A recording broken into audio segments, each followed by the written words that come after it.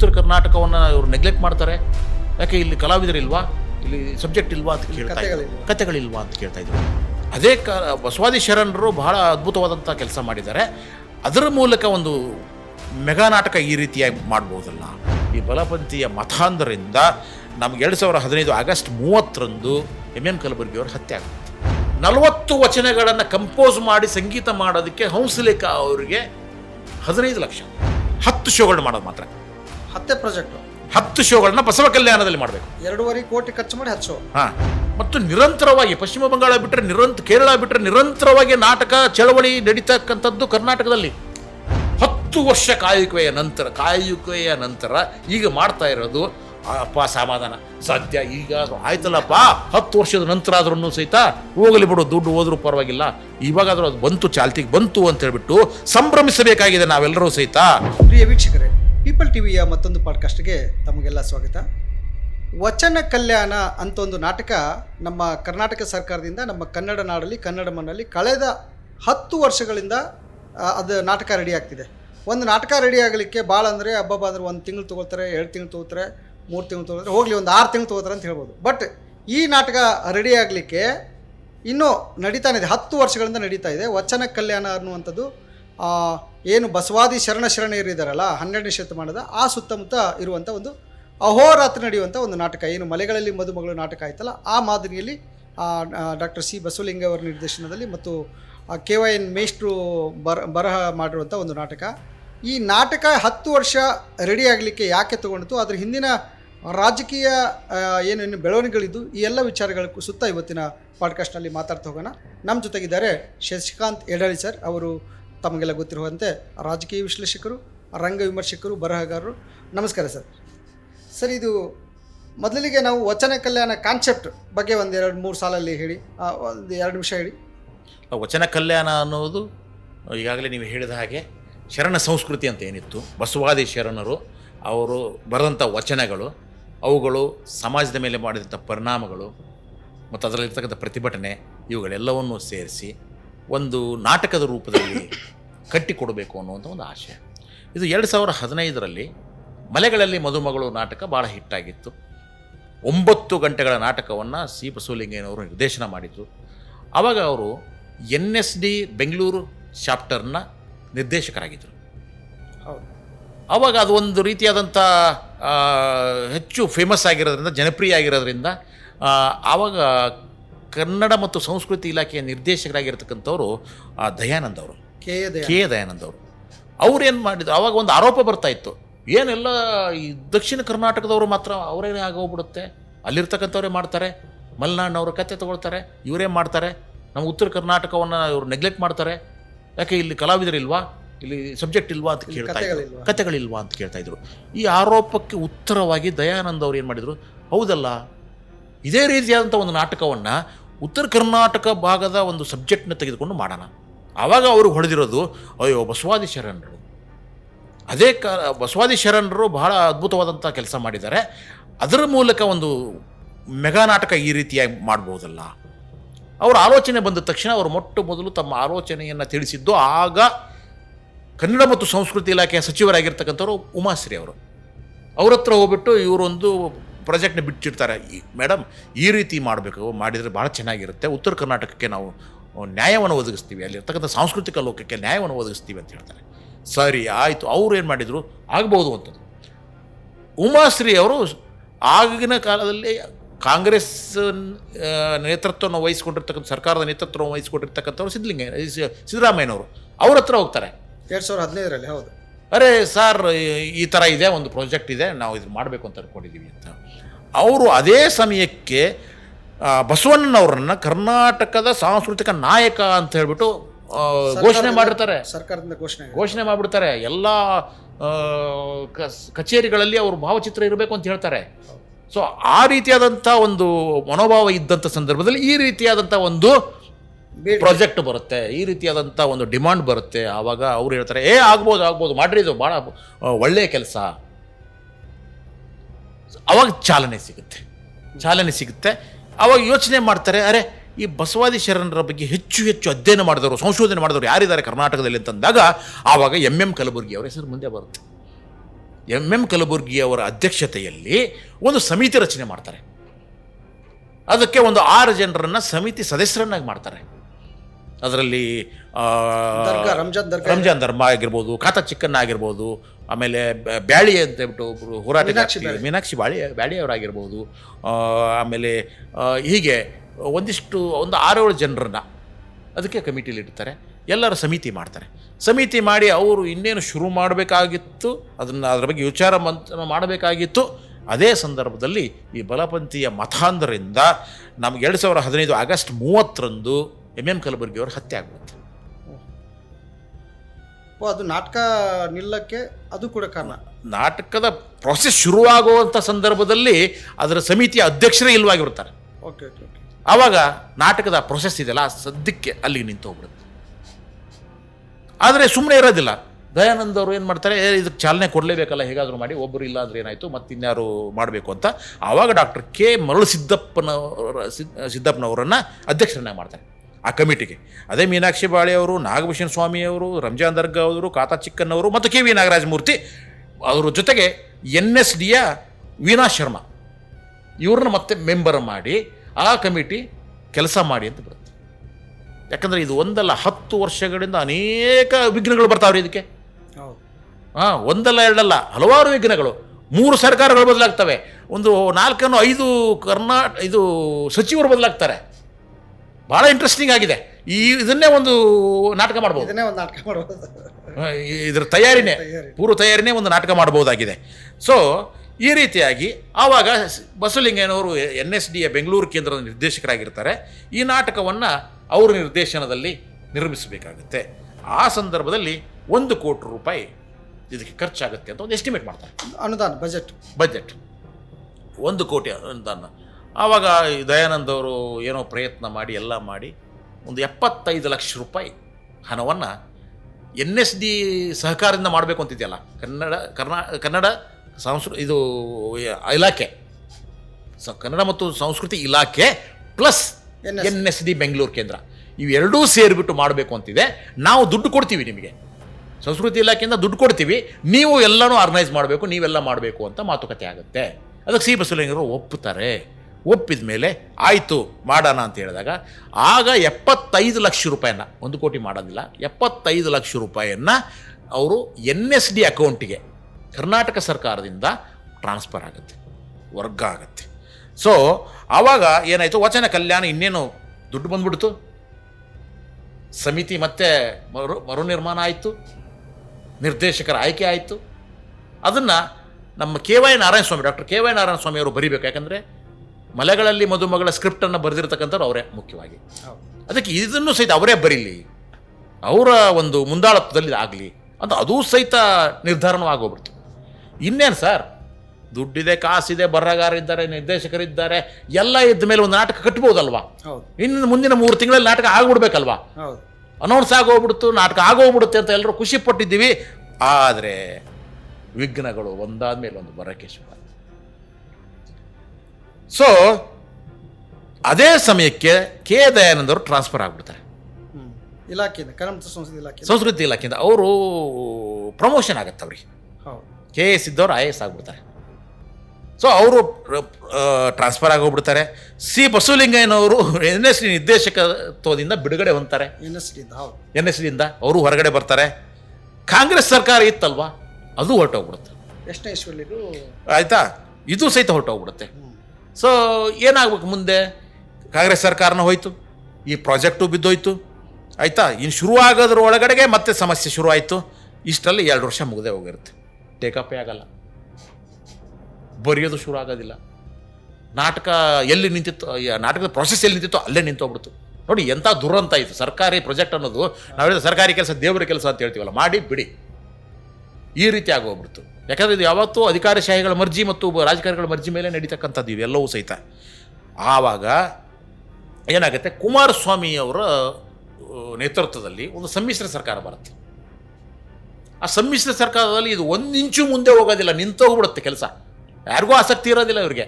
ಯಾಕಂದ್ರೆ ಆ ಸರ್ಕಾರದ ವಿದ್ಯಮಾನಗಳೇ ಹಂಗಿರುತ್ತೆ, ಇವತ್ತಿರುತ್ತೆ ನಾಳೆ ಇರುತ್ತೆ, ಇಲ್ಲೋ ಇನ್ನೊಂದು ದೊಡ್ಡ ಸಮಸ್ಯೆ ಆಗೋಗ್ಬಿಟ್ಟು ಆಗಿ ಅದೂ ಸಹಿತ 1 ವರ್ಷಕ್ಕೆ ಬಿದ್ದೇ ಹೊರಟೋಗ್ಬಿಡುತ್ತೆ ಸರ್ಕಾರ. ಹೌದು, ಸೊ ಆವಾಗ ಏನಾಯಿತು, ಆಪರೇಷನ್ ಕಮಲ ನಡೆಯುತ್ತೆ, ಯಡಿಯೂರಪ್ಪನವರು ಮುಖ್ಯಮಂತ್ರಿ ಆಗಿಬಿಡ್ತಾರೆ, ಬಿ ಜೆ ಪಿ ನೇತೃತ್ವದ ಸರ್ಕಾರ ಬಂದ್ಬಿಡುತ್ತೆ. ಆನಂತರ ಆವಾಗ 2019ರಲ್ಲಿ ವಚನ ಕಲ್ಯಾಣ ಯೋಜನೆಗೆ ಒಂದು ಚೂರು ಮರುಜೀವ ಬರುತ್ತೆ. ಮತ್ತೆ ಯಡಿಯೂರಪ್ಪನವರು ಲಿಂಗಾಯತರಾಗಿದ್ದರು, ಬಸವಣ್ಣವ್ರ ಬಗ್ಗೆ ಒಂದು ಸ್ವಲ್ಪ ಅಭಿಮಾನ ಇತ್ತು. ಅರೆ ಈ ಹೇಳಿದ ತಕ್ಷಣ ಆಯಿತು ಅದು ಮುಂದುವರ್ಸ್ರಿ ಅಂತ ಹೇಳಿದರು. ಹೌದು. ಆ ಸಂದರ್ಭದಲ್ಲಿ ಸಂಸ್ಕೃತಿ ಇಲಾಖೆಯ ಸಚಿವರಾಗಿರ್ತಕ್ಕಂಥವ್ರು ಸಿ ಟಿ ರವಿ. ಪಕ್ಕ ಸಿ ಟಿ ರವಿ ಅವ್ರು ಏನಂತಂದ್ರು, ಹೌದೇನ್ರಿ ಮಾಡ್ರಿ, ಯಾರು ಬೇಡ ಅಂತಾರೆ ಸರ್. ದುಡ್ಡು 1 ಕೋಟಿ ಇರೋದು ಆವಾಗ 1.5 ಕೋಟಿ ಆಗಿತ್ತು ಬಜೆಟ್ ಜಾಸ್ತಿ, 1.5 ಕೋಟಿ ಬಜೆಟ್. ಹೌದು, ಕಾಲಕ್ಕೆ ತಕ್ಕಂತೆ ಸರ್ 1.5 ಕೋಟಿ ಅದೆಲ್ಲ ಆಗೋದಿಲ್ರಿ, 1 ಕೋಟಿ ಅಂತ ಹೇಳಿದ್ರಲ್ಲ ನೀವು. ಈಗ ಎಷ್ಟಿದೆ ನಿಮ್ಮ ಹತ್ರ? 75 ಲಕ್ಷ. ಇನ್ನೊಂದು 25 ಲಕ್ಷ ಸ್ಯಾಂಕ್ಷನ್ ಮಾಡ್ತೀನಿ, ಅಷ್ಟರಲ್ಲಿ ನಾಟಕ ಮಾಡ್ರಿ ಅಂದ್ರು ಅವರು ಸಿ ಟಿ ರವಿ. ಸರಿ ಆಯ್ತು, ಬಂದಷ್ಟು ಬರಲಿ ಅಂತ ಇನ್ನೂ 25 ಲಕ್ಷ NSD ಟ್ರಾನ್ಸ್ಫರ್ ಆಯ್ತು. ದುಡ್ಡು ಟ್ರಾನ್ಸ್ಫರ್ ಆಗ್ತಿದೆ, ಕೆಲಸ ಆಗ್ತಿಲ್ಲ. ದುಡ್ಡು ಬಂತು, 1 ಕೋಟಿ ರೂಪಾಯಿ ಬಂದ್ಬಿಡ್ತು. ಅದನ್ನು ತಗೊಂಡೋಗ್ಬಿಟ್ಟು ಡಿಪಾಸಿಟ್ ಇಟ್ಬಿಟ್ರು, ಠೇವಣಿ ಇಟ್ಬಿಟ್ರು, ಬೇಕಾದ ತೆಗೆದುಕೊಳ್ಳೋಣ ಅಂತ ಹೇಳ್ಬಿಟ್ಟು. ಸೊ ಆ ಸಂದರ್ಭದಲ್ಲಿ ಏನಾಗಿಬಿಡ್ತು, ಈ ಸರ್ಕಾರ ಬದಲಾಗ್ಬಿಟ್ರೆ ಏನಾಗ್ಬಿಡುತ್ತೆ, ಈ ರೀತಿಯಾದ ಸಮಿತಿ ಅಧ್ಯಕ್ಷರು ಬದಲಾಗ್ತಾರಲ್ವಾ. ಹೌದು. ಸೊ ಮರಳು ಸಿದ್ದಪ್ಪನವರು ತೆಗೆದಾಕ್ಬಿಟ್ರು ಈ ಸಿ ಟಿ ರವಿ ಮಹಾಶಯ. ಇದಕ್ಕೆ ಗೋರು ಚೆನ್ನಬಸಪ್ಪನವರು ತೊಗೊಂಬಂದ್ರು. ಅಂದರೆ ಸಮಿತಿಯು ಬದಲಾಗ್ಬಿಡ್ತು, ಸಮಿತಿ ಅಧ್ಯಕ್ಷರು ಮಾಡಿಬಿಟ್ರು ಅವರು. ಆದರೆ ಈ ಸದಸ್ಯರು ಅವರೇ ಮುಂದುವರೆದ್ರು. ಸೊ 1.5 ಕೋಟಿ ಬಜೆಟ್ಟು, 1 ಕೋಟಿ ರೂಪಾಯಿ ಟ್ರಾನ್ಸ್ಫರ್ ಆಗೋಗ್ಬಿಡ್ತು. ಇದಾದಮೇಲೆ ಅದೇ ಸಂದರ್ಭದಲ್ಲಿ ಅದು ಏನು ದುರಾದೃಷ್ಟವೋ, ಇದರ ಪಾಲಗ್ರಹ ಪೀಡಿತವೋ, ಶಾಪಗ್ರಸ್ತನೋ ಗೊತ್ತಿಲ್ಲ, ಈ ಪ್ರಾಜೆಕ್ಟು ಕರೋನಾ ಒಕ್ಕರ್ಸ್ಬಿಡ್ತು. ಅರ್ಥ ಆಯ್ತಾ?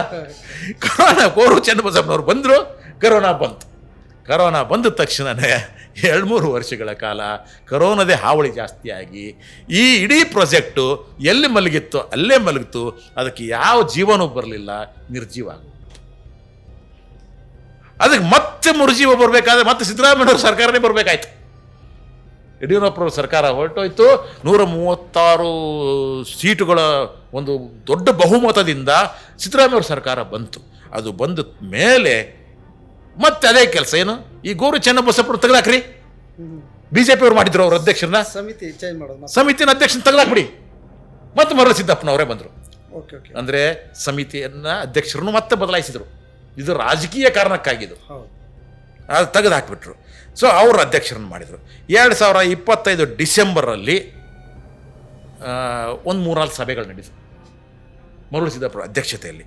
ಆವಾಗ ಏನಾಯಿತು, KY ನಾರಾಯಣ ಸ್ವಾಮಿಗಳಿಗೆ ಬರೆಯೋದಕ್ಕೆ ಅಭ್ಯಾಸ ಆಯಿತು. 2 ವರ್ಷಗಳ ಕಾಲ 8 ಜನರ ಒಂದು ತಂಡವನ್ನು ಕಟ್ಟಿಕೊಂಡು ಇಡೀ ರಾಜ್ಯಾದ್ಯಂತ ಸುತ್ತಿ ಬಸವ ಕಲ್ಯಾಣಕ್ಕೆಲ್ಲ ಹೋಗಿ ಆ ಶೂನ್ಯ ಸಂಪಾದನೆಯಿಂದ ಹಿಡಿದು ಪ್ರತಿಯೊಂದು ಗ್ರಂಥಗಳನ್ನು, ಹರಿಹರ ರಗಳೆಗಳನ್ನು ಅಧ್ಯಯನ ಮಾಡಿ ಆಯಿತಾ. ಆವಾಗ ಒಂದು ಸ್ಕ್ರಿಪ್ಟನ್ನು ಬರೆದ್ರು. 4 ಧಾರೆಯಲ್ಲಿ ಶರಣ ಸಂಸ್ಕೃತಿ ಹೇಗೆಲ್ಲ ಹೊರದು ಹೋಗಿದೆ, ಬಸವಣ್ಣನ ಕಾಲದ ನಂತರ ಹೇಗೆ ಒಂದು 4 ಧಾರೆಯಲ್ಲಿ ಶರಣರು ಬೇರೆ ಬೇರೆ ಉಳುವಿಗೆ ಹೋಗ್ತಾರೆ, ಮತ್ತೊಂದು ಕಡೆ ಹೋಗ್ತಾರೆ. ಸೊ ಆ ರೀತಿಯಾದಂಥ ಒಂದು ಕಾನ್ಸೆಪ್ಟಲ್ಲಿ ಒಂದು ವಚನ ಕಲ್ಯಾಣ ನಾಟಕದ ಸ್ಕ್ರಿಪ್ಟ್ ರೆಡಿ ಆಯಿತು. ಅದು ಸ್ಕ್ರಿಪ್ಟ್ ರೆಡಿ ಆದ ತಕ್ಷಣವೇ ಅದನ್ನು ಒಪ್ಪಲ್ಲ, ಸಮಿತಿ ಇದೆ ಅಲ್ವಾ, ಸಮಿತಿಗೆ ಬರಬೇಕು, ಅದನ್ನು ಪ್ರೆಸೆಂಟ್ ಮಾಡಬೇಕು, ಅಲ್ಲಿರ್ತಕ್ಕಂಥವ್ರು ಡಿಸ್ಕಸ್ ಮಾಡಬೇಕು, ಅದರಲ್ಲಿರ್ತಕ್ಕಂಥದ್ದು ನ್ಯೂನ್ಯತೆಗಳನ್ನ ತೆಗೀರಿ, ಇನ್ನೊಂದನ್ನು ಹಾಕಿ, ಇದೇ ಜಾಸ್ತಿ ಆಗೋಗ್ಬಿಡ್ತು. ಒಬ್ಬರು ಕಮಿಷನ್ ಸದಸ್ಯರು ಅದು ಬೇಡ ಅನ್ನೋದು, ಇನ್ನೊಬ್ಬರು ಅದು ಬೇಕು ಅನ್ನೋದು. ಕೊನೆಗೆ ಏನಾಗ್ಬಿಡ್ತು ಅಂದರೆ ಕ್ಲೈಮ್ಯಾಕ್ಸು, ಅರೆ KY ನಾರಾಯಣ ಸ್ವಾಮಿಗಳ ಕ್ಲೈಮ್ಯಾಕ್ಸೇ ಚೆನ್ನಾಗಿಲ್ರಿ, ಬೇರೆ ಬರೀರಿ. ಪಾಪ ಅವರು ಅಳಿಸಿ ತೆಗೆದು ಬರೆದು ಬಾಕಿ ಕೊನೆಗೂ ಏನೋ ಮಾಡಿ ಒಂದು ರೆಡಿ ಆಗೋಗ್ಬಿಡ್ತು. 250 ಪುಟಗಳ ಸ್ಕ್ರಿಪ್ಟು, ನೆನ್ಬಿಟ್ಕೊಳ್ಳಿ, 250 ಪುಟಗಳ ಸ್ಕ್ರಿಪ್ಟ್ ರೆಡಿ ಆಯಿತು. ಆ ಸ್ಕ್ರಿಪ್ಟ್ ರೆಡಿ ಆಗಿಬಿಟ್ಟು ಇನ್ನೇನು ನಾಟಕ ಶುರು ಆಗಬೇಕು, ದುಡ್ಡಿದೆ, ಕಾಸಿದೆ ಅನ್ನೋದ್ರಲ್ಲಿ ಆಗಿರ್ತಕ್ಕಂಥ ಸಮಸ್ಯೆ ಏನಂದರೆ NSD ಹಿಂದಕ್ಕೆ ಹೆಜ್ಜೆ ಇಡ್ತು. ನಮ್ಮ ಕೈಯಿಂದ ಈ ನಾಟಕ ಆಗೋದಿಲ್ಲ. NSD ಪ್ರಾಯೋಜಕತ್ವ ಇತ್ತು ಅದು. ಹೌದು, ಎಲ್ಲ ಪ್ರಾಯೋಜನೆ ಮಾಡೋದು ನಮ್ಮ ಸಂಸ್ಕೃತಿ ಇಲಾಖೆ, ಅದನ್ನ ಅನುಷ್ಠಾನಕ್ಕೆ ತರೋದು NSD. NSD ಅವ್ರು ಏನು ಮಾಡಿಬಿಟ್ರು, ಅಲ್ಲ ರೇ, ಈ ಸಂಸ್ಕೃತಿ ಇಲಾಖೆಯವ್ರು ದುಡ್ಡು ಕೊಡ್ತೀರಾ, ನೀವೇ ಎಲ್ಲನೂ ಮಾಡ್ತೀರಾ, ನಾವ್ಯಾಕೆ ಅದನ್ನು ಮಾಡಬೇಕು, ನಮ್ದೇನು ಕೆಲಸನೇ ಇಲ್ಲ, ನಾವು ಮಾಡೋದಿಲ್ಲ, ನಿಮ್ಮ ದುಡ್ಡು ಏನಿದೆ ವಾಪಸ್ ತೊಗೊಂಬಿಡಿ ನೀವು. ಬಹುಶಃ ಅವಾಗ NSD ಯಾಕೆ ಇತ್ತು ಅಂದರೆ ಬಸವಲಿಂಗ ಇದ್ರು, ಬಸವಲಿಂಗ ಇಲ್ಲ ಈಗ. ಬಹುಶಃ NSD ಕೇಂದ್ರ ಸರ್ಕಾರದ ಕೆಲಸ ಒಂದು ಗಿಣಿ ಇದ್ದಂಗೆ ಅದು. ಈಗ ಅವ್ರೇನು ಮಾಡಿದರು, 1 ಕೋಟಿ ರೂಪಾಯಿ ಇಟ್ಟಿದ್ರಲ್ವಾ, ಇದು ಎಷ್ಟಾಯ್ತು ಗೊತ್ತಾ?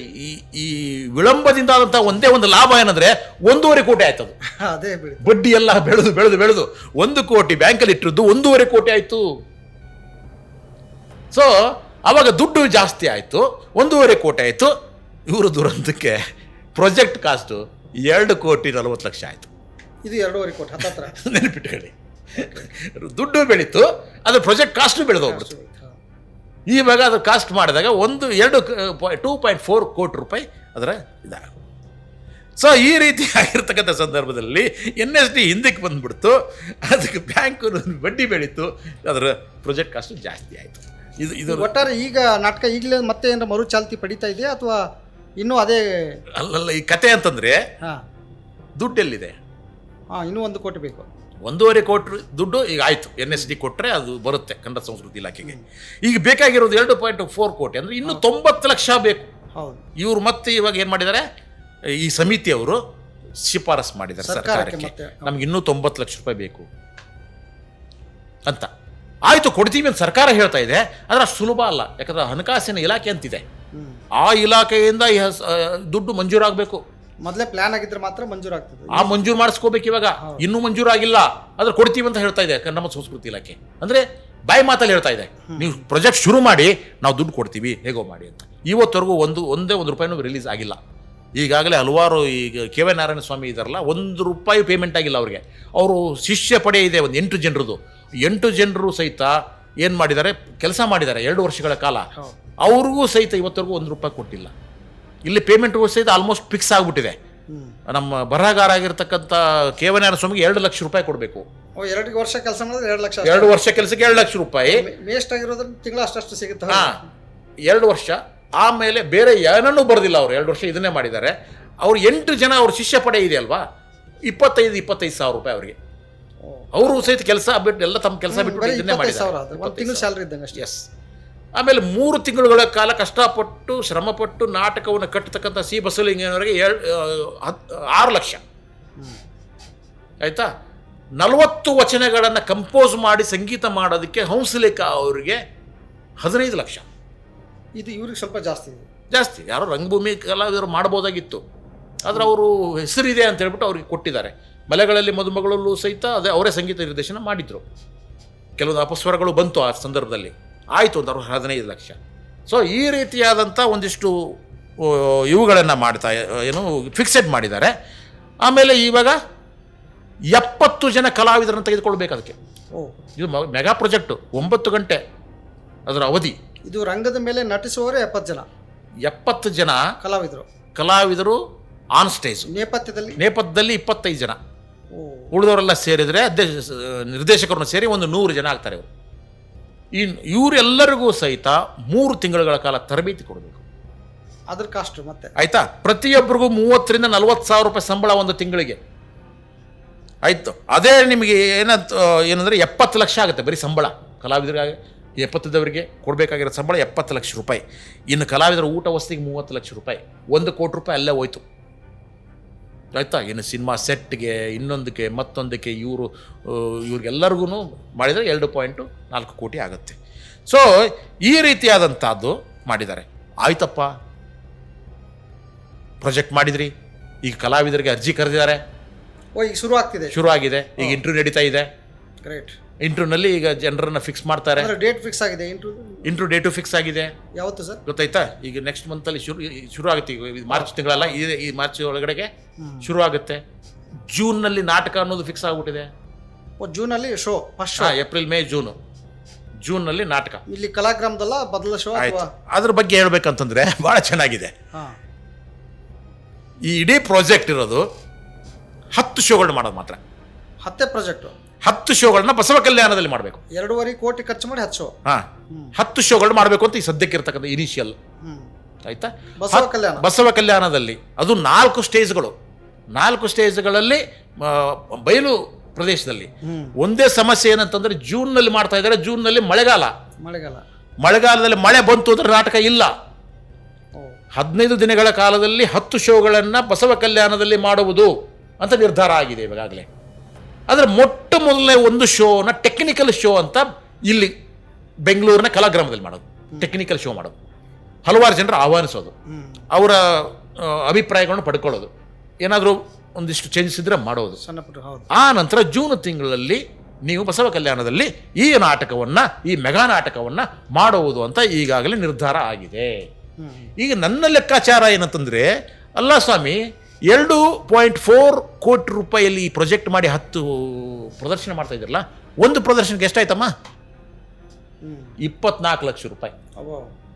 ಒಂದು ಪ್ರದರ್ಶನ 24 ಲಕ್ಷ ರೂಪಾಯಿ ಖರ್ಚು ಮಾಡ್ದಂಗೆ ಆಗುತ್ತೆ. ನಮ್ದು ಯಾವ್ದಾದ್ರು ತಂಡಗಳಿಗೆ ಒಂದು 30,000 ಕೊಟ್ಟರೆ ಬರ್ತೀನಿ, ಆ ವಿಷಯಕ್ಕೆ ಬರ್ತೀನಿ, ಆಯ್ತಾ?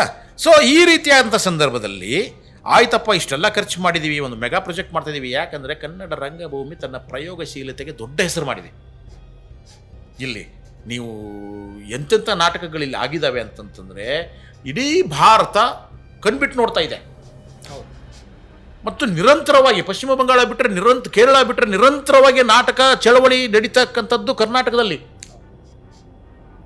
ಅದ್ರ ಬಗ್ಗೆ ಹೆಮ್ಮೆ ಇದೆ ನಮಗೆ. ಆಮೇಲೆ ಅದರ ಪ್ರಯೋಗಶೀಲತೆಯ ಬಗ್ಗೆ ಹೆಮ್ಮೆ ಇದೆ ನಮಗೆ.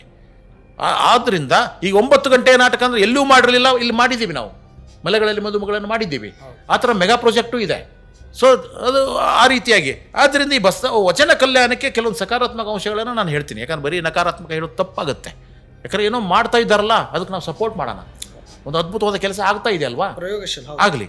ಸೊ ಆದ್ದರಿಂದ ವಚನ ಚಳವಳಿ ಆಶಯಗಳೇನಿದ್ದಾವೆ, ಆ ಬಸವಾದಿ ಶರಣರ ಸಾಧನೆ ಸಾರ್ಥಕತೆಗಳೇನಿದ್ದಾವೆ, ಅವುಗಳ ನಾಟಕದ ಮೂಲಕ ಜನರಿಗೆ ತಲುಪಿಸುವ ಕೆಲಸ ಒಳ್ಳೆ ಕೆಲಸ ಅಲ್ವಾ? ಅದಾಗ್ತಾ ಇದೆ. ಯಾಕಂದರೆ ಎಲ್ಲರಿಗೂ ಸಹಿತ ವಚನಗಳನ್ನು ಓದೋದಕ್ಕಾಗೋದಿಲ್ಲ, ಅವರ ಒಂದು ಇತಿಹಾಸವನ್ನು ತಿಳ್ಕೊಳ್ಳೋಕ್ಕಾಗೋದಿಲ್ಲ. ಆದರೆ ಇಲ್ಲಿ ಕಣ್ಮುಂದೆ ನಡೆಯುತ್ತಲ್ವಾ ಆನ್ ಸ್ಟೇಜು, ಅದು ಭಾಳ ಅದ್ಭುತವಾದಂಥ ಪರಿಕಲ್ಪನೆ, ಆಯಿತಾ? ಆಮೇಲೆ ಆ ಒಂದು ಕಾಲಘಟ್ಟವನ್ನು ಮರುಸೃಷ್ಟಿ ಮಾಡೋದಿದೆಯಲ್ಲ, 12ನೇ ಶತಮಾನದ ಕಾಲಘಟ್ಟವನ್ನು ಮರುಸೃಷ್ಟಿ ಮಾಡ್ತಕ್ಕಂಥದ್ದು ಭಾಳ ಅದ್ಭುತವಾದಂಥ ಪರಿಕಲ್ಪನೆ. ಸುಮಾರು 70 ಜನ ಕಲಾವಿದರು, 30ಕ್ಕೂ ಹೆಚ್ಚು ಜನ ನೇಪಥ್ಯ ತಜ್ಞರು, ಇವರಿಗೆಲ್ಲ 3 ತಿಂಗಳುಗಳ ಕಾಲ ಸಂಬಳ, ಊಟ, ವಸತಿ ಕೊಡ್ತಿರಲ್ವಾ? ಅಷ್ಟು ಜನ ಕಲಾವಿದರಿಗೆ ಪ್ರಯೋಜನ ಆಯ್ತಲ್ವಾ? ಅದು ಸಹಿತ ನಾವು ಮೆಚ್ಚುಗೆ ವ್ಯಕ್ತಪಡಿಸ್ತೀವಿ. ಕಲಾವಿದರ ದೃಷ್ಟಿಕೋನದಲ್ಲಿ ಮಾಡ್ತಾ ಇದ್ದೀವಿ. ಆಮೇಲೆ ಕರ್ನಾಟಕದಲ್ಲಿ 2ನೇ ಬಾರಿ 9 ಗಂಟೆಯ ಅವಧಿಯ ಸುದೀರ್ಘ ಅವಧಿಯ ನಾಟಕ ನಡೀತಾ ಇದೆ ಅಲ್ವಾ? ಇದು ಗಮನಾರ್ಹ ಸಾಧನೆ ಅಲ್ವಾ? ಇಷ್ಟೊಂದು ದೊಡ್ಡ ಅವಧಿ ಇದೆ. ಸೊ ಇದು ಸಹಿತ ಒಂದು ರೀತಿಯಾದಂಥ ಒಂದು ಸಾಧನೆ, ಒಂದು ದಾಖಲೆ. ಈ ರೀತಿಯ ಪ್ರಯೋಗಶೀಲತೆ ಇದೆಲ್ಲ ರಾಷ್ಟ್ರೀಯ ಮಟ್ಟದಲ್ಲಿ ಗುರುತಿಸಲ್ಪಡುತ್ತದೆ. ಇವುಗಳೆಲ್ಲವೂ ಸಹಿತ ಇಂಥದ್ದು ಆಗಿತ್ತೆ ಅಂತ ಹೇಳ್ಬಿಟ್ಟು. ಸೊ ಅದರ ಜೊತೆಗೆ ಇದರ ನಂತರ ಒಂದು 10 ಶೋ ಆದಮೇಲೆ ಇವರ ಆಲೋಚನೆ ಏನಿದೆ ಅಂದರೆ, ಬೆಂಗಳೂರಲ್ಲಿಯೂ ಸಹಿತ ಒಂದು ಶೋ ಮಾಡೋಣ, ಅಲ್ಲಿ ಉಚಿತವಾದಂಥ ಶೋ ಬಸವ ಕಲ್ಯಾಣದಲ್ಲಿ, ದುಡ್ಡು ಕಾಸು ಇಲ್ಲ. ಬಟ್ ಬಸವ ಕಲ್ಯಾಣ ಅನ್ನೋದು ಒಂದು ತಾಲೂಕು ಕೇಂದ್ರ. ಅಲ್ಲಿ ಸುತ್ತಮುತ್ತ ಯಾರು ಎಷ್ಟು ಪ್ರಯೋಜನ, ಹಳ್ಳಿ ಜನ ಬರ್ತಾರೆ, ನೋಡ್ತಾರೆ, ಆಯ್ತಾ? ಅದನ್ನು ಉಚಿತವಾಗಿ ಮಾಡಬೇಕು ಅಂತ. ಆ ನಂತರ ಸರ್ಕಾರ ಒಪ್ಪಿದರೆ, ಸಂಸ್ಕೃತಿ ಇಲಾಖೆ ಒಪ್ಪಿದರೆ, ಇಲ್ಲಿ ಕಲಾಗ್ರಾಮದಲ್ಲಿ ಒಂದಿಷ್ಟು ಶೋಗಳನ್ನು 200-300 ರೂಪಾಯಿ ಟಿಕೆಟ್ ಇಟ್ಬಿಟ್ಟು ಮಾಡೋದು. ಅದರಿಂದ ಒಂದಿಷ್ಟು ದುಡ್ಡು ಬರುತ್ತೆ. ಸೊ ಆದ್ದರಿಂದ ಸರ್ಕಾರಿ ಪ್ರಾಜೆಕ್ಟಿಗೆ ವಾಪಸ್ ಒಂದಿಷ್ಟು ದುಡ್ಡು ಆದರೂ ಬರುತ್ತಲ್ವಾ? ಆದರೆ ಏನಾಗುತ್ತೆ ಅಂದರೆ, ವಾಪಸ್ ದುಡ್ಡು ಬರುತ್ತೆ, ಒಂದಿಷ್ಟು ಖರ್ಚು ಸರಿ ಹೋಗುತ್ತೆ ಅನ್ನುವ ಒಂದು ಲೆಕ್ಕಾಚಾರವೂ ಇವಾಗಿದ್ದೆ. ಸೊ ಆದ್ದರಿಂದ ಆಮೇಲೆ ಒಂದು ಆರೋಪ ಇದೆ, ಏನೋ ದೊಡ್ಡ ದೊಡ್ಡ ಸಾಂಸ್ಕೃತಿಕ ಯೋಜನೆಗಳೆಲ್ಲವೂ ಸಹಿತ ಈ ಬೆಂಗಳೂರು ಮತ್ತು ಮೈಸೂರಿಗೆ ಮಾತ್ರ ಸೀಮಿತ ಆಗಿದ್ದಾವಪ್ಪ. ಉತ್ತರ ಕರ್ನಾಟಕವನ್ನು ನೆಗ್ಲೆಕ್ಟ್ ಮಾಡಲಾಗಿದೆ, ನಿರ್ಲಕ್ಷಿಸಲಾಗಿದೆ, ಅಲ್ಲಿ ಯಾವುದನ್ನು ಮಾಡ್ತಾ ಇಲ್ಲ ಅನ್ನೋ ಒಂದು ಆರೋಪ ಇದೆ ಅಲ್ವಾ? ಆ ಆರೋಪದಿಂದ ಮುಕ್ತರಾಗಬೇಕು ಅಂತ ಇದೊಂದು ಮೆಗಾ ಪ್ರಾಜೆಕ್ಟನ್ನು ಉತ್ತರ ಕರ್ನಾಟಕದಲ್ಲಿ ಮಾಡಲಾಗುತ್ತೆ. ಅದು ಸಹಿತ ಸೂಕ್ತರವೇ, ನನಗೆ ಅದರ ಬಗ್ಗೆ ಯಾವ ಭಿನ್ನಾಭಿಪ್ರಾಯಗಳು ಇಲ್ಲ. ಆಮೇಲೆ ಸಿದ್ದರಾಮಯ್ಯನವರು ಈಗಾಗಲೇ ಬಸವಣ್ಣವರನ್ನು ಕರ್ನಾಟಕದ ಸಾಂಸ್ಕೃತಿಕ ನಾಯಕ ಅಂತ ಅಧಿಕೃತವಾಗಿ ಘೋಷಣೆ ಮಾಡಿಬಿಟ್ಟಿದ್ದಾರೆ. ಸೊ ಅದಕ್ಕೆ ಪೂರಕವಾಗಿ ಬಸವಾದಿ ಶರಣರ ಆಶಯವನ್ನು ಮಹತ್ತರವಾದಂಥ ನಾಟಕದ ಮೂಲಕ ಪ್ರದರ್ಶಿಸುವುದಿದೆಯಲ್ಲ, ಇದು ಸಹಿತ ಒಂದು ದಾಖಲೆಯಾಗಿ ಉಳಿಯುತ್ತೆ. ಇವುಗಳೆಲ್ಲದರಿಂದಾಗಿ ನಾನು ಈ ನಾಟಕವನ್ನು ಅಥವಾ ಈ ರೀತಿಯಾದ ಮೆಗಾ ನಾಟಕವನ್ನು, ಸರ್ಕಾರಿ ಕೃಪಾ ಪೋಷಿತ ನಾಟಕವನ್ನು ನಾನು ಸಮರ್ಥನೆ ಮಾಡಿಕೊಳ್ಬಹುದು, ಸ್ವಾಗತಿಸಬಹುದು. ಆದರೆ ಇದರ ಜೊತೆಗೆ ಒಂದಿಷ್ಟು ನಕಾರಾತ್ಮಕ ಅಂಶಗಳು ಇದ್ದಾವೆ, ಅಂದರೆ ಆರೋಪಗಳಿದ್ದಾವೆ, ಜನರು ಮಾತಾಡ್ಕೊಳ್ತಾ ಇದ್ದಾರೆ. ಅದು ಏನು ಅಂತಂದರೆ, ಈ ಅಹೋರಾತ್ರಿ ನಾಟಕ ಏನು ಮಾಡ್ತಾ ಇದ್ದೀರಲ್ವಾ, ಇದರ ಖರ್ಚು 2.4 ಕೋಟಿ ಆಗಿದೆ. ಇದು ಜನರ ತೆರಿಗೆ ಹಣ, ಸರ್ಕಾರದ ಹಣ ಅಂದರೆ ನಮ್ಮ ಹಣ, ನಿಮ್ಮ ಹಣ, ಎಲ್ಲರ ಹಣ ಇರುತ್ತೆ. ಒಂದೊಂದು ಪ್ರದರ್ಶನಕ್ಕೂ ಸಹಿತ 10 ಪ್ರದರ್ಶನ ಹಿಡ್ಕೊಂಡ್ರೆ 24 ಲಕ್ಷ ರೂಪಾಯಿ ಖರ್ಚಾಗುತ್ತಲ್ಲ, ಇದು ಅಂದಾಜೊಂದಿ ಅಲ್ವಾ? ಜನರ ಹಣದ ದುರ್ಬಳಕೆ ಅಲ್ವಾ? ಇಷ್ಟೊಂದು ಹಣದಲ್ಲಿ ಈ ಥರ ದೊಡ್ಡ ಪ್ರಾಜೆಕ್ಟ್ ಮಾಡುವ ಅಗತ್ಯ ಇತ್ತ ಅನ್ನುವ ಒಂದು ಪ್ರಶ್ನೆಯೂ ಉಂಟಾಗುತ್ತೆ. ಸೊ ಇದರ ಜೊತೆಗೆ ಇದು ಇಂಡೋರಲ್ಲಿ ಮಾಡೋದಲ್ಲ, ಇದು ಹೊರಗಡೆ ಬಯಲು ಪ್ರದೇಶದಲ್ಲಿ ಮಾಡ್ತಕ್ಕಂಥದ್ದು. 4 ವೇದಿಕೆಗಳಲ್ಲಿ ಪ್ರದರ್ಶನ ಮಾಡ್ತಕ್ಕಂಥ ಬೃಹತ್ ನಾಟಕ. ಇದನ್ನು ಎಲ್ಲಿ ಬೇಕಲ್ಲಿ ಪ್ರದರ್ಶನ ಮಾಡೋಕ್ಕಾಗಲ್ಲ. ಇದು ತೊಗೊಂಡು ಹೋಗ್ಬಿಟ್ಟು ಇವತ್ತು ಬಸವ ಕಲ್ಯಾಣ ಇರುತ್ತೆ, ನಾಳೆ ಕೂಡಲ ಸಂಗಮ, ನಾಳೆ ಬಾದಾಮಿ, ಮತ್ತೊಂದು ಕಡೆ ಬನಶಂಕರಿ, ಇನ್ನೊಂದು ಕಡೆ ಮಾಡೋಕ್ಕಾಗಲ್ಲ.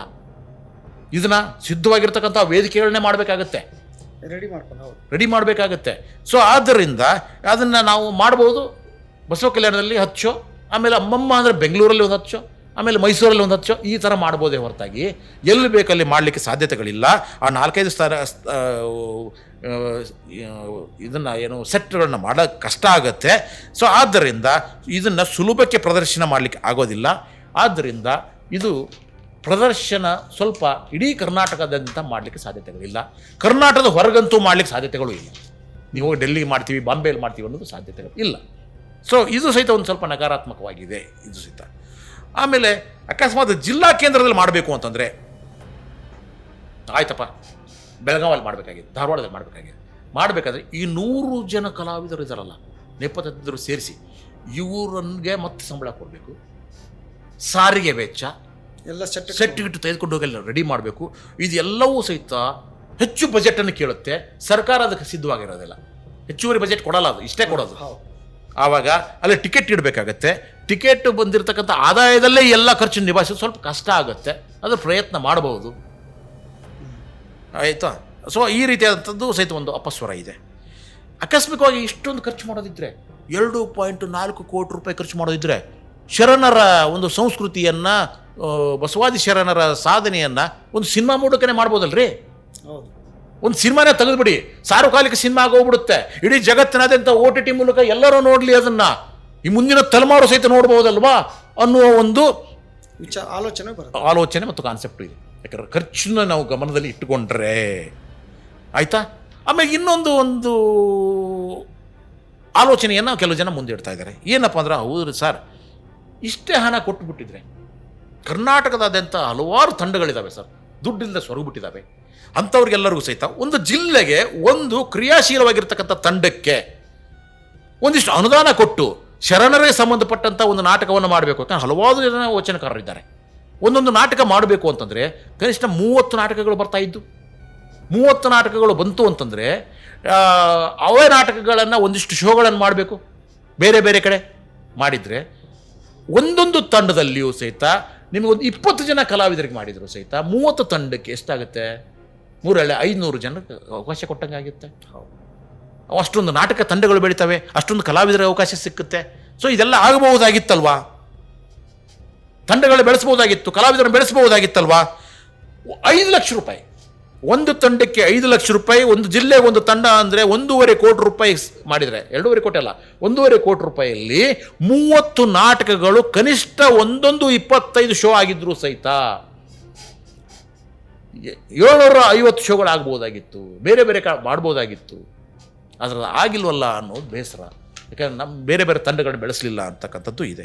ಹೋಗಿಲ್ಲಪ್ಪ, ಕರ್ನಾಟಕದೊಳಗಡೆಗೆ ಸರ್ಕಾರಿ ಪ್ರಾಯೋಜಿತವಾಗಿರ್ತಕ್ಕಂಥ 6 ರಂಗಾಯಣಗಳಿದ್ದಾವೆ, ಸರ್ಕಾರದ್ದೇ ಅದು. ಇದನ್ನು 6 ರಂಗಾಯಣಗಳ ಮೂಲಕ 6 ಬೇರೆ ಬೇರೆ ನಾಟಕಗಳನ್ನು ಮಾಡಿದರೆ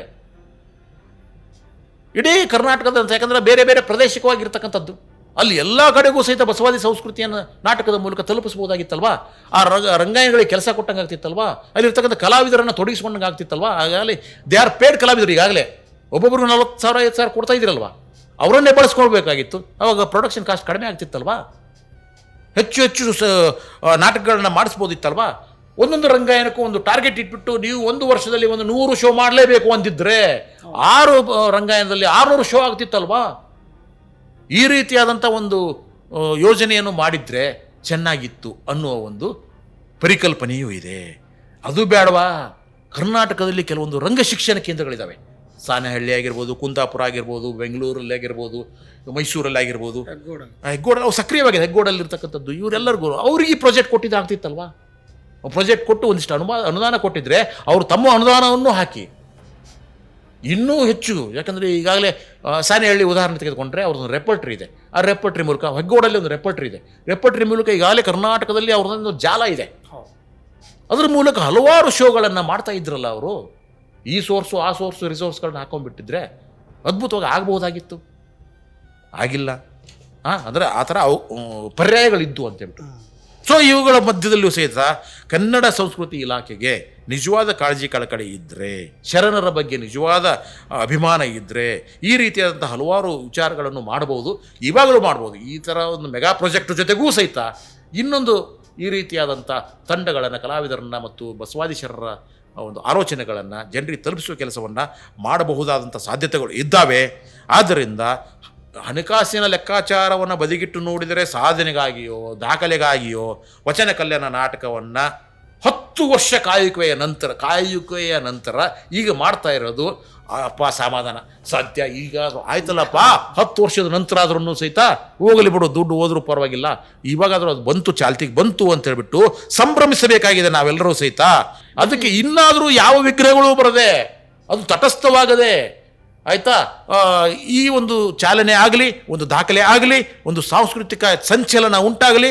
ಕರ್ನಾಟಕದ ಈ ಒಂದು ನಾಟಕ ಇಡೀ ರಾಷ್ಟ್ರದಲ್ಲಿ, ಇಡೀ ದೇಶದಲ್ಲಿ ಒಂದು ರೀತಿಯಾದಂಥ ಅವರೆಲ್ಲ ತಿರುಗಿ ನೋಡುವ ಹಾಗೆ ಒಂದು ದಾಖಲಾರ್ಹ ಪ್ರಯೋಗ ಆಗಲಿ ಅನ್ನುವುದು ಮಾತ್ರ ಈ ಸದ್ಯಕ್ಕೆ ನಮ್ಮ ಇರ್ತಕ್ಕಂಥ ಒಂದು ಆಶಯ, ಒಂದು ಆಸೆ ಮತ್ತು ಕರ್ನಾಟಕದ ರಂಗಭೂಮಿ ಮೇಲೆ ನಮಗಿರ್ತಕ್ಕಂಥ ಒಂದು ಅಭಿಮಾನ ಮತ್ತು ಸ್ವಾಭಿಮಾನ ಅಂತ ಹೇಳ್ಬೋದು. ಈಗ ನೀವೇನು ಜೂನಲ್ಲಿ ಅಂತ ಹೇಳಿದ್ರಲ್ಲ ಸರ್, ಜೂನಲ್ಲಿ ಮೊದಲ ಶೋ ಆಗುತ್ತೆ ಅಂತ, ಅದೇನಾದ್ರು ಅಧಿಕೃತವಾಗಿ ಘೋಷಣೆ ಆಗಿದೆ ಅಥವಾ ಬಲ್ಲ ಮೂಲಗಳಿಂದ ತಿಳಿದು ಬಂದಿರೋದ? ಸಮಿತಿಯಲ್ಲಿ ಈಗಾಗಲೇ ನಿರ್ಧರಿಸಲಾಗಿದೆ. ನಿರ್ಧರಿಸಲಾಗಿದೆ. ಸಿದ್ದಪ್ಪನವರ ಅಧ್ಯಕ್ಷತೆ ಸಮಿತಿಯಲ್ಲಿ ಈಗೇನು ನಾನು ಹೇಳಿದ್ದೀನೋ ಇದು ಎಲ್ಲವನ್ನೂ ಸಹಿತ ಒಂದು ರೂಪರೇಷೆ ಮಾಡಲಾಗಿದೆ. ಬಟ್ ಇನ್ನೂ ಅಧಿಕೃತವಾದ ಘೋಷಣೆ ಆಗಿಲ್ಲ. ಅದು ಘೋಷಣೆ ಯಾರೂ ಮಾಡೋದೂ ಇಲ್ಲ ಅದನ್ನ, ಆಯ್ತಾ. ಯಾಕಂದ್ರೆ ಇವು ಕಲಾವಿದರ ಆಯ್ಕೆ, ಆನಂತರ ನಾಟಕದ ತಯಾರಿ, ಸೆಟ್ ತಯಾರಿ, ಆಮೇಲೆ ರಂಗವೇದಿಕೆ ತಯಾರಿ, ಇವುಗಳೆಲ್ಲ ಆಗಬೇಕು. ಆದ ನಂತರ ಅವರು ಅನೌನ್ಸ್ ಮಾಡ್ತಾರೆ, ಪ್ರಚಾರ ಮಾಡ್ತಾರೆ ಸರ್ಕಾರದವರು. ಸೊ ಆದ ನಂತರ ಜನರೆಲ್ಲ ಬರ್ತಾರೆ, ಶೋಗಳಾಗ್ತವೆ. ಎಸ್, ಯಡಳ್ಳಿ ಸರ್ ಹೇಳಿದಂತೆ ಕನ್ನಡ ರಂಗಭೂಮಿ ದೇಶದ ಎಲ್ಲ ಗಮನ ಸೆಳೆಯುವಂಥ ಒಂದು ತುಂಬ ಸೃಜನಶೀಲವಾದ ರಂಗಭೂಮಿ. ಆ ರಂಗಭೂಮಿ ಮೂಲಕ ವಚನ ಕಲ್ಯಾಣ ಅನ್ನುವ ನಾಟಕ ದೇಶದ ಗಮನ ಸೆಳೆಯುವಂತಾಗಲಿ. ಇದು ಆಗಲೇಬೇಕಾದ ನಾಟಕ. ಈಗ 10 ವರ್ಷಗಳ ನಂತರ ಆದರೂ, ಕುಂಟುತ್ತಾ ಬಂದು 10 ವರ್ಷಗಳ ನಂತರ ಆದರೂ ಈಗ ಎಲ್ಲ ಪ್ರದರ್ಶನಕ್ಕೆ ಸಿದ್ಧತೆಗಳು ನಡೀತಾ ಇರೋದು ತುಂಬ ಸ್ವಾಗತಾರ್ಹ. ಜೂನ್ನಲ್ಲಾದರೂ ಇದು ಪ್ರದರ್ಶನ ಆಗಲಿ, ಮತ್ತೆ ಮುಂದಕ್ಕೆ ಹೋಗದಿರಲಿ ಅಂತ ಆಶಿಸ್ತಾ ಈ ಪಾಡ್ಕಾಸ್ಟ್ ಮುಗಿಸ್ತಾ ಇದ್ದೀವಿ. ನಮಸ್ಕಾರ.